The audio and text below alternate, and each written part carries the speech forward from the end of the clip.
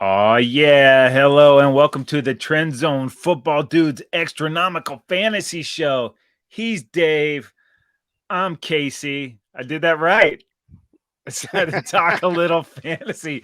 Dave, what do you think about that, brah? Casey, can you live this fantasy life? Dave, it's not reality. It's just a fantasy. Oh, yeah. We're going to get it going for the peoples out there. This is just a little taste and a little amuse bouche of what you will get in the full length trend zone. But we're going to get all you degenerates set up for fantasy success. But we're going to start it in the survival three strikes pool. Dave, how'd you do, bro? Dude, I'm still clean. No strikes against me. I had Miami over the Giants. Took care of business there. Nice. I missed a couple weeks ago. I picked my Cowboys to beat the Cardinals, but last week I took the fish over the G-Man. Easy money, baby. No stress at all. Yep. That was, in fact, the most popular correct pick at over 42%. Casey, most popular incorrect pick. And what were these people thinking? Washington over Chicago, man. I mean, that's kind of that was a toss up, in my opinion, to go survival on. Wow. But a lot of Yeah. people got burned on that, over 7%. Oh, sizzle by. We'll pour one out for the homies. And Dave, moving into next week, the most popular pick, not for us, but is the Dolphins over the Carolina Panthers. Almost 28% of the people. Dave, what are you feeling going into week 6? Right now, I'm leaning towards Buffalo over the Giants. The Giants seemingly not putting up much of a fight. So, and Buffalo has been rolling, let's say, Yeah, except for and last I week. yeah, but Glad I other didn't pick than them last that, week. Glad I didn't pick them hey, last week. The week well, before, and though, they looked great. yeah, last time they played a team from New York, they lost that game. So are they on Oh, upset alert? I highly doubt it. And I'm looking at it's early, but I'm thinking about those Chiefs over the Broncos on Thursday night. All right, David, it's time for our go back fantasy starts of the week. If you could go back in time, make a little switcheroo on your fantasy lineup to try to get that dub and win that money, could you? Would you? Should you? Casey, I got two W's in both my R league and my other league. In my other league, though, I could have benched Henry, an illogical move for McLaughlin for Denver, the running back, and that would In have the given me arms of an angel? yeah, would have given me 8.7 more points. I would have had the top score in the entire league. Instead, I came with a second in the no money league, anyways. Oh, damn. Yeah, Dave, I'm not going to lie. It wasn't a good week for the Foul Boys. I almost got doubled up by the Purple Sabbath. They won 160 to 82. And Dave, how rude is this from NFL.com? Powered by a pair of Chicago Bears, Purple Sabbath humiliates Foul Boys. What kind of bullshit is that? Wow, It they said felt that personal. It felt they personal. they can say that. I know, man, but he had Justin Fields and Ooh, he had DJ Moore and he had the San Francisco defense. So he could have just played 3. He actually could have just played 2 and still stomped me. There was nothing wow, I could have done about it. But check this out, Dave. Not only that, I am the highest scoring team in the league at 601.58 points. And I also have the worst defense in the league at 600.94 points. So nice. Foul Boys not playing any defense, dude. Got to figure it out, but it is a long season and I That's got right. dominated. So why don't we go ahead and look at some total fantasy domination? Don't say anything about the Foul Boys, but give me a quarterback. Yeah, well, you mentioned him already, Justin Fields Oh, for the Purple Sabbath. I Then, specifically said don't, Dave. sorry, he experienced it firsthand as he had 282 yards, 4 pass TDs, 57 rush yards on top of that. Phenomenal performance for Justin Fields. Yeah, crazy dude. Oh, this guy sounds French. How European. Travis Etienne, all the way over in London town, baby, for the Cookie Monsters. 136 rush yards, 2 rushing TDs, 48 receiving yards, and a 2-point conversion. As long And as how it's about not about what, don't, what? Tell no, me. no, let's moving on to the next player. Oh, this guy, DJ Moore for the Oh, Purple Sabbath. thanks, Dave. Ooh, sorry about that. I guess it's hitting home this week. KC, he was the recipient of 230 receiving yards and 3 receiving touchdowns in the Purple Sabbath's absolute humiliation of the foul plays. Well, at least the next player, there's no way they can hurt me personally. Oh, wait, George Kittle of the 49ers stomping all over my Cowboys for the bang dang ow, 67 receiving yards. That doesn't sound like a lot. Oh, Wow. 3 touchdowns. That is a lot. Wow.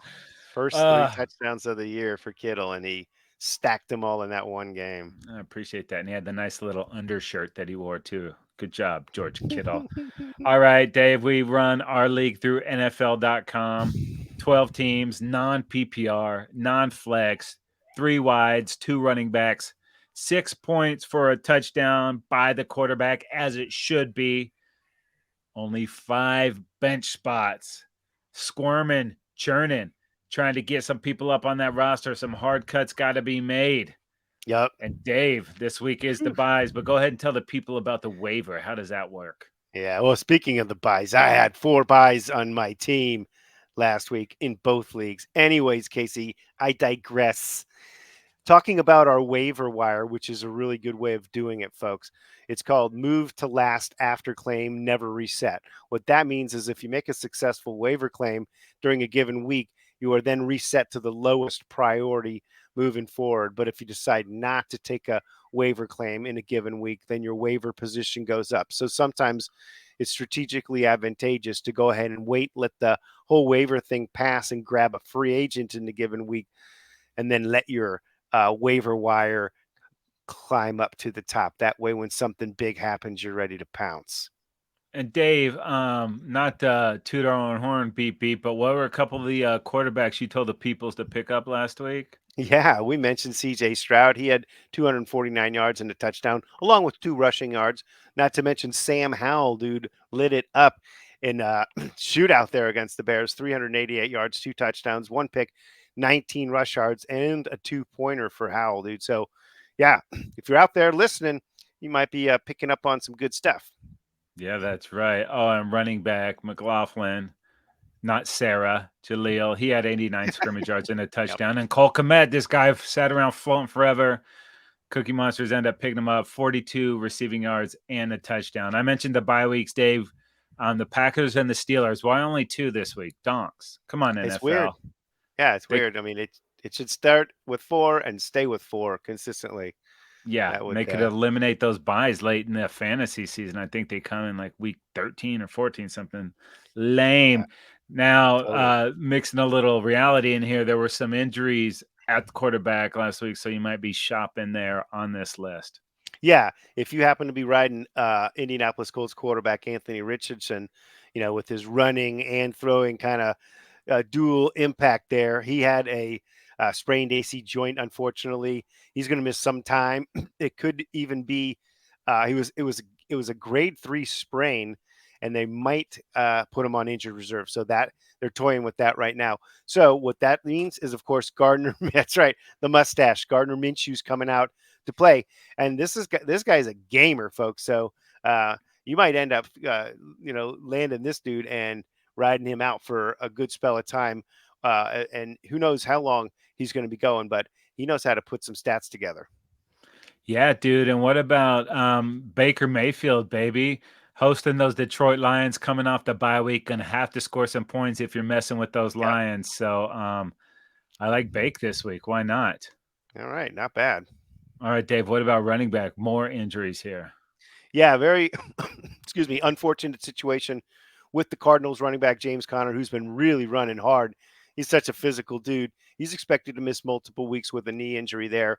And Keontae Ingram has also missed the last 2 games. Not sure of his status, but rookie Imari DeMarcado came in for the guys there, and he got 10 carries, 45 yards, and a touchdown. So, he looks like he's going to have a chance to be a pretty big part of the equation there. They also did claim Tony Jones off waivers from the Saints. Who knows how quickly he can get acclimated?